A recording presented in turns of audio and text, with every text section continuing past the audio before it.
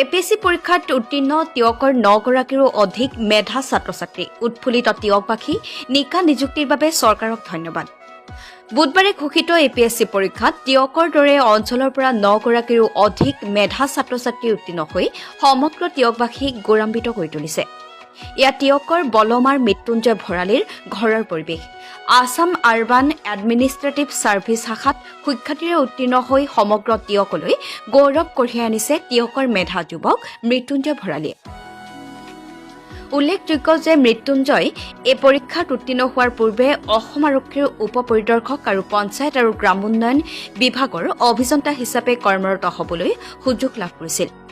বুধবাৰে লোকসেৱা আয়োগৰ পৰীক্ষাত উত্তীৰ্ণ হৈ এতিয়া নিজৰ সপোন পূৰণ কৰিবলৈ সক্ষম হৈছে আৰু ৰাইজৰ বাবে কিবা এটা কৰাৰ যি হেঁপাহ আছিল সেয়া এতিয়া পূৰণ হ'ব বুলি আশা প্ৰকাশ কৰিছে।